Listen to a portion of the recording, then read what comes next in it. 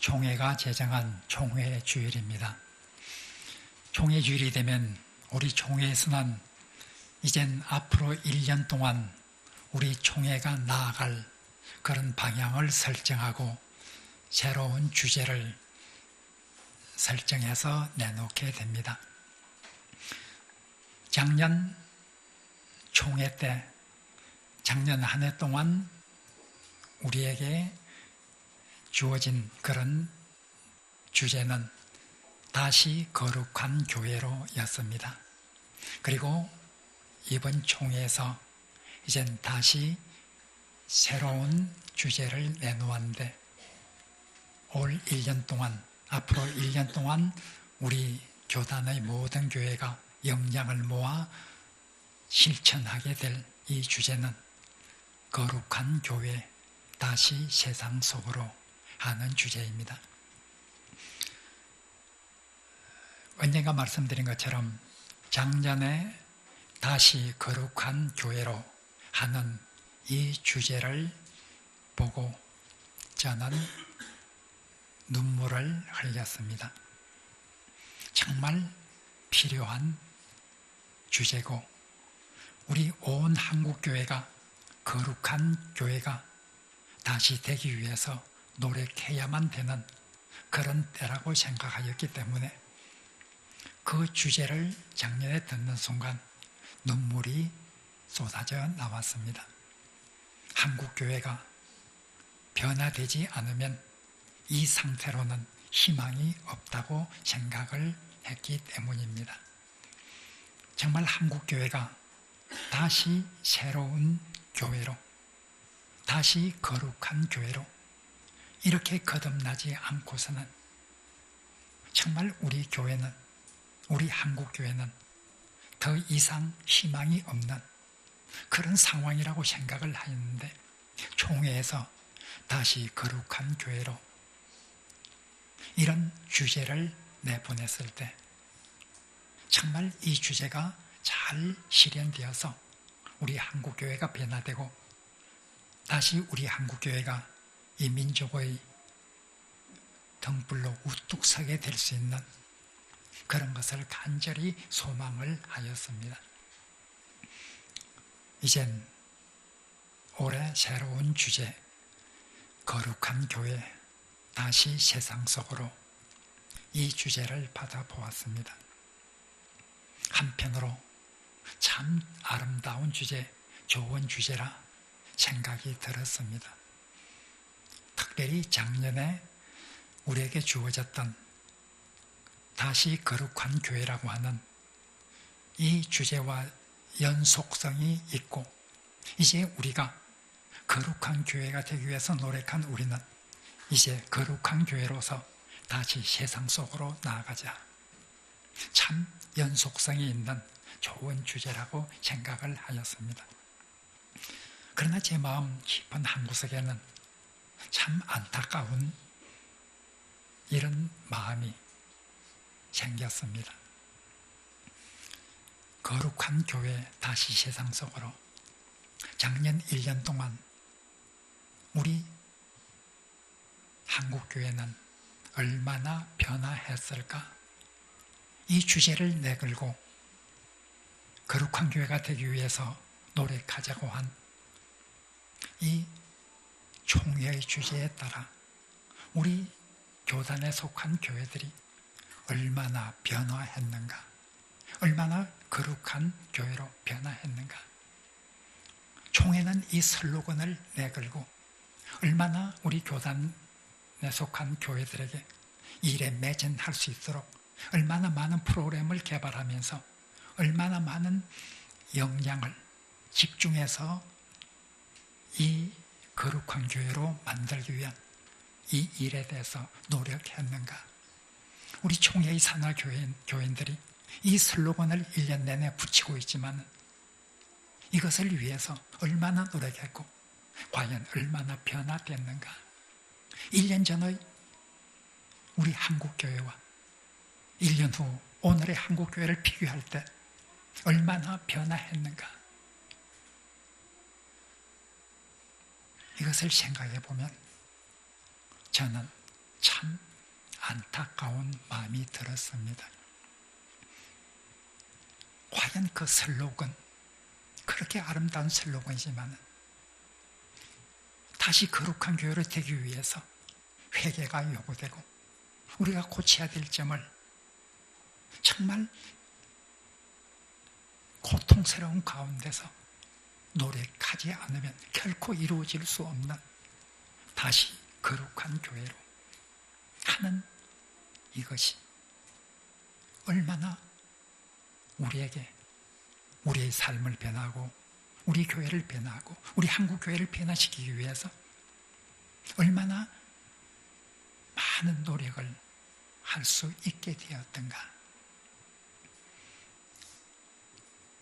안타까운 마음이었지만 그러나 한편으로는 그래도 세상 속에 나가야 될 수밖에 없다. 우리가 거룩하게 되지 않았다고 해서, 우리가 참으로 부족한 점이 많다고 해서 세상을 그냥 내버려둘 수는 없지 않는가. 그래도 우리가 부족하지만 우리의 모습 이대로 가지고서라도 세상 속에 나갈 수밖에 없지 않는가. 그것은 이 세상은 하나님께서 지극히 사랑하는 것이기 때문에 이 세상을 그대로 방치해 둘 수는 없지 않는 것인가.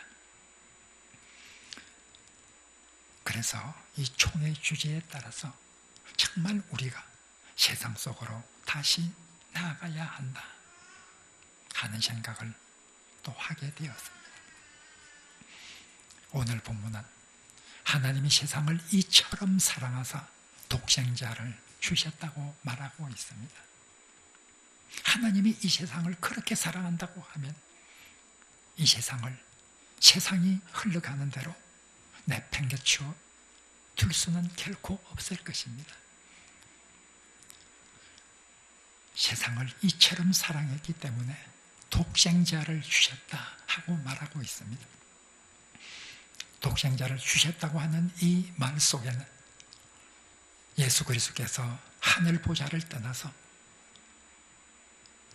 육신의 몸을 입고 인간이 되셨다고 하는 말과, 그리고 예수님께서 인간의 죄짐을 지고 십자가에서 돌아가셨다고 하는 이 두 가지 내용이 포함되어 있는 말씀입니다.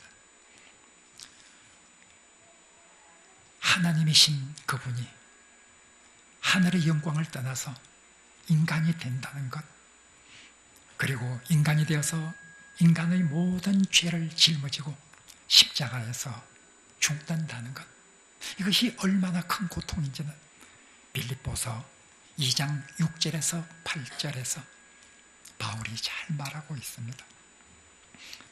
하나님과 동등한 본체를 가지신 그 아들이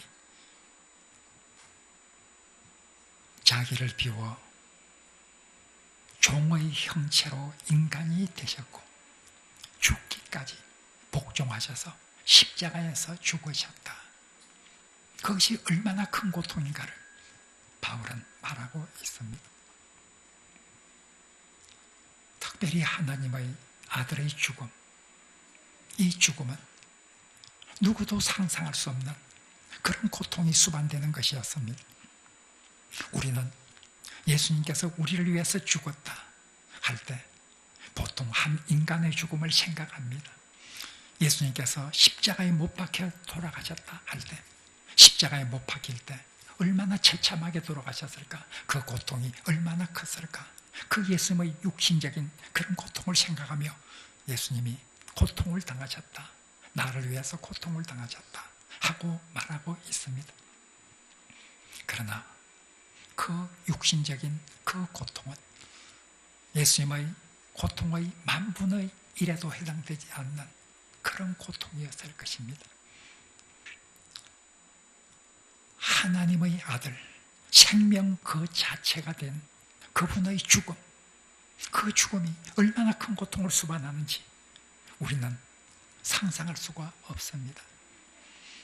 그리고 세상의 모든 인류가 죄를 지어서 그 죄의 값을 치러야 되는데 그 죄의 대가를 예수께서 친히 치르시는 그 고통이 얼마나 큰지는 우리 인간은 아무도 상상할 수 없을 것입니다. 이런 큰 고통을 감수하신 예수님, 그리고 그런 고통을 아들이 감당할 수밖에 없는 상황으로 그 아들을 세상에 보내신 그 아버지의 사랑은 아들의 고통보다도 더 컸으면 컸지 결코 작은 것이 아닐 것입니다. 아들의 고통에 대해서 부모의 고통은 아들 못지않은 고통을 느끼게 되는 것이 부모와 자녀 간의 관계입니다. 그래서 오늘 본문은 하나님이, 성부 하나님이 세상을 이처럼 사랑하사 독생자를 주셨다고 말하고 있습니다. 이렇게 하나님께서는 세상을 심판할 수만 없어서 구원하기 위해서 그 아들을 보내셨습니다. 바로 이런 하나님, 세상을 극진히 사랑하는 하나님, 하나님의 사랑을 극진히 받는 것이 이 세상이라고 하면 우리가 어떻게 이 세상을 포기할 수 있겠습니까? 우리는 아무리 부족해도 세상으로 나아가야 할 수밖에 없는 그런 존재입니다. 예수님께서 십자가상에서 돌아가시기 전날 밤 예수님은 하늘을 우러러 하나님을 향해서 간절히 기도하였습니다. 요한복음 17장 18절에서 예수님께서는 하나님께 기도하기를 아버지께서 나를 세상에 보내신 것처럼 나는 내 제자들을 세상으로 보냅니다 하고 말하고 있습니다. 죽기 전에 하나님께 간절히 기도하면서 아버지께서 나를 세상에 보내신 것처럼 이제 나는 내 제자들을 이 세상으로 보냅니다 하고 말씀하신 예수님, 죽은 지 부활한 후에 제자들에게 나타나셨습니다. 제자들에게 나타나셔서 말씀하십니다. 아버지께서 나를 보내신 것처럼 나도 너희를 보내노라. 요한복음 20장 21절 말씀입니다. 아버지께서 나를 보내신 것처럼 나도 너희를 세상에 보낸다. 아버지께서 나를 세상에 보내신 것처럼 나도 너희를 세상으로 보낸다. 우리 예수님의 제자들은 예수님으로부터 세상으로 보냄을 받은 그런 사람들입니다. 이 세상에 관한 우리 그리스도인들의 책임, 이 세상에 대한 우리 그리스도인들이 가져야 될 의무, 이것을 잊어서는 안 될 것입니다. 이제 거룩한 교회, 우리가 거룩한 모습을 갖추는데 부족한다 할지라도 세상으로 나갈 수밖에 없는 우리 그리스도인들이 세상으로 어떤 자세를 가지고 나가야 될지를 우리는 생각해야만 합니다. 우선 무엇보다도 세상으로 나아가면서 우리는 세상과 구별되기 위해서 최선을 다해야 된다는 것을 우리는 기억해야 합니다. 거룩하다, 이 말은 구별되다, 이런 뜻입니다. 우리가 거룩한 교회가 된다는 것은 세상과 구별되는 어떤 모습을 갖춘다는 것을 의미합니다. 세상의 여러 가지 죄의 풍조에 따라 우리도 함께 동화되어서 살 것이 아니라 그들과 무엇인가 구별되어서 살아야 되는 이런 삶의 책임이 우리에게 있다는 것을 말해주고 있습니다.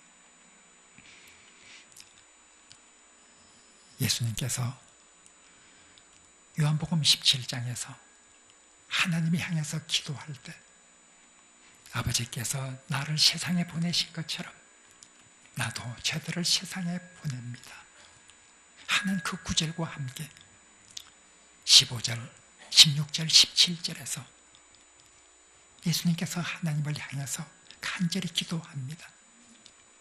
내가 내 제자들을 함께 데리고 가는 것이 아니라 내 제자들은 이 세상에 남아 있어야 될 그런 제자들입니다.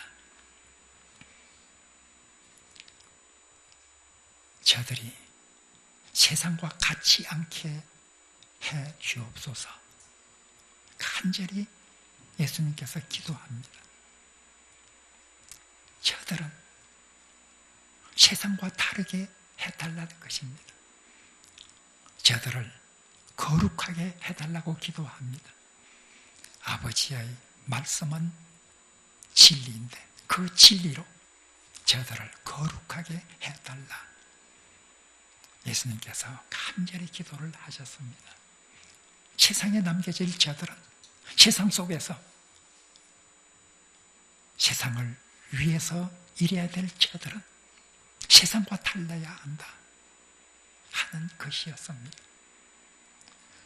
예수님께서는 너희는 세상의 소금이라, 너희는 세상의 빛이라, 세상에 대한 우리 그리스도인들의 책임과 의무를 분명하게 말씀해 주셨습니다.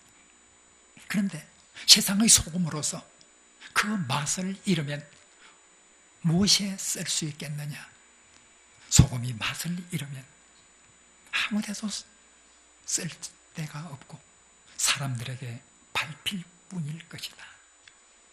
무엇인가 달래야 합니다. 세상을 변화시켜야 될 우리 그리스도인들은 세상에서 살면서 세상과 달라야 합니다. 인간의 타락한 본성에서 나오는 수많은 정욕과 수많은 이기심, 이런 것들로 가득 찬 이런 삶과는 그리스도인들은 무엇인가 달라야 합니다. 세상 사람들은 자기들은 그렇게 살지는 못한다 할지라도, 자기들은 죄의 유혹에 따라 정욕에 따라 산다 할지라도, 그래도 그리스도인들은 달라야 한다. 그리스도인들은 그렇게 살지 않아야 한다. 이런 기대를 가지고 살고 있는 사람들이 세상 사람들입니다. 우리가 그런 세상의 기대에 부응해야만 합니다. 예수님께서 주신 그 명령에 부응해서 살아가야 합니다. 우리는 다시 세상 속으로 나아가면서 우리는 어떤 모습을 가지고 있는가?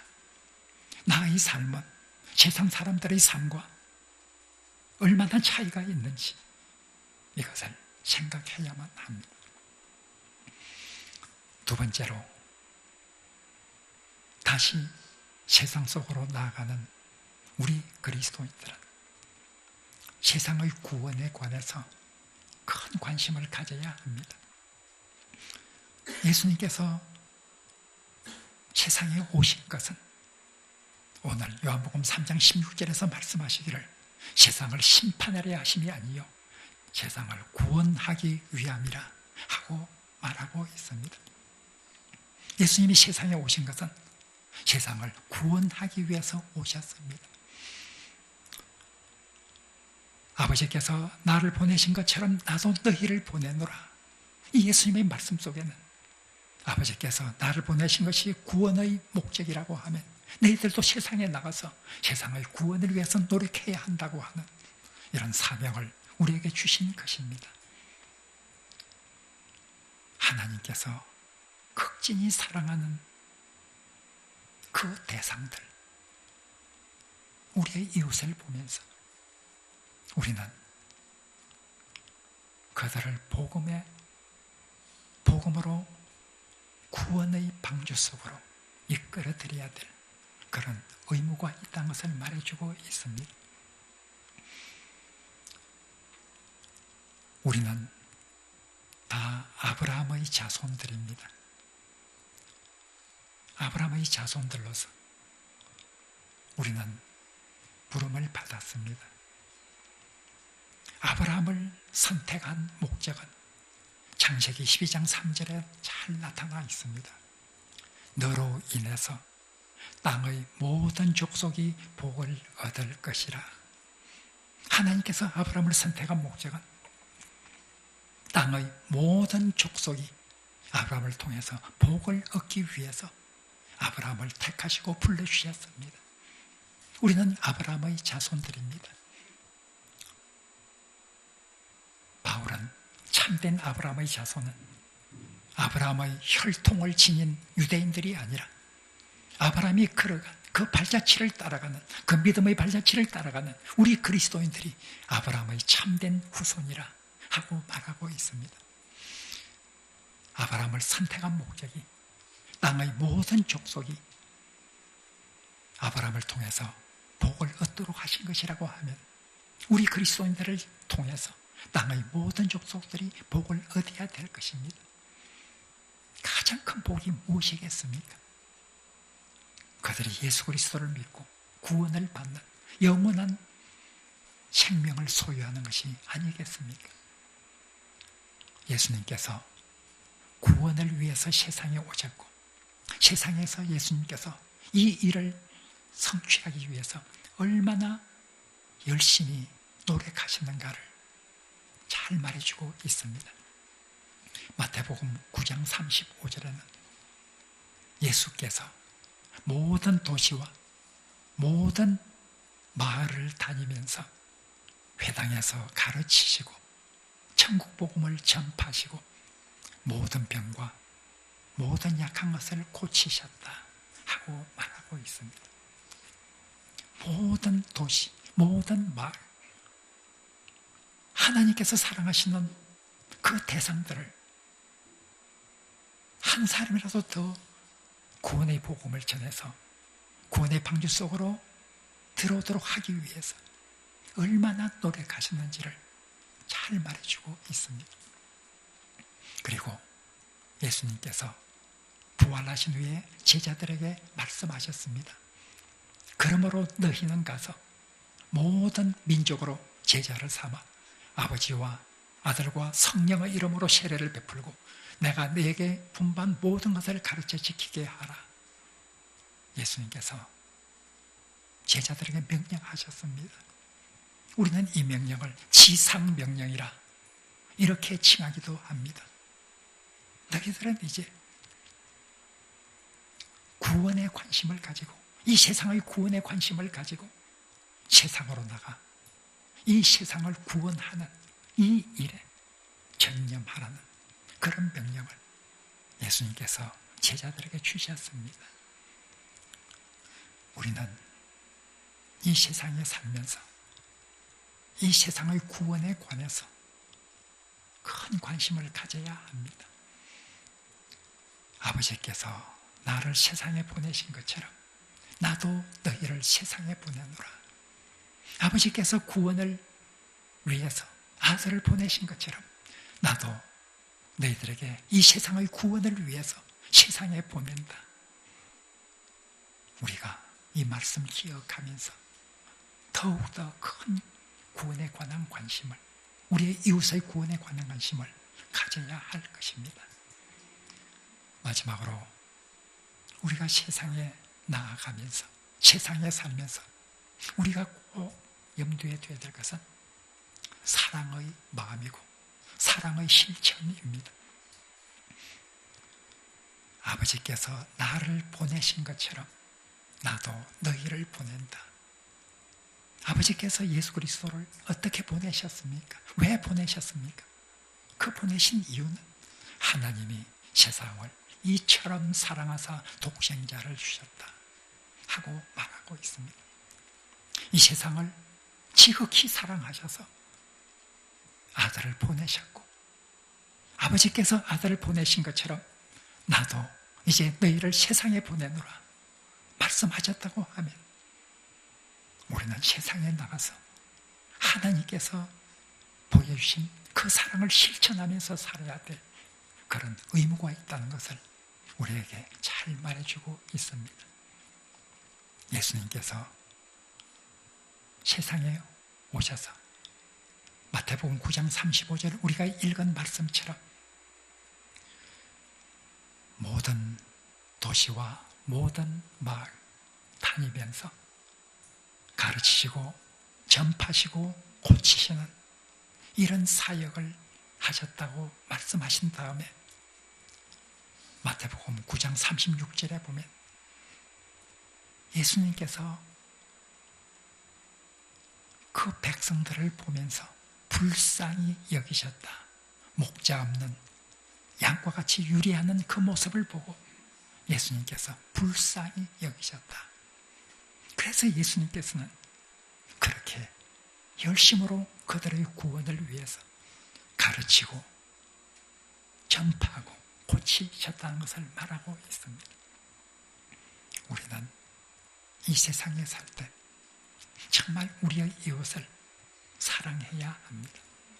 이것이 바로 우리를 세상에 보내시는 하나님의 뜻입니다. 예수님께서 말씀하신 것처럼 우리가 사랑을 통해서 세상에 믿지 않는 사람들도 우리가 사랑하는 것을 보고 너희들이 내 제자라는 것을 알게 하라. 하나님의 백성이라고 하는 가장 뚜렷한 표지는 예수 그리스도의 제자라고 하는 가장 뚜렷한 표지는 사랑하는 것입니다. 바로 우리가 다시 세상 속으로 나아가서 사랑하면서 하나님께서 우리에게 주신 사명을 감당하는 그런 그리스도인 되어 하나님께 큰 영광을 돌릴 수 있는 우리 원목교회의 각 그리스도인들과 우리 원목 공동체가 되기를 간절히 바랍니다.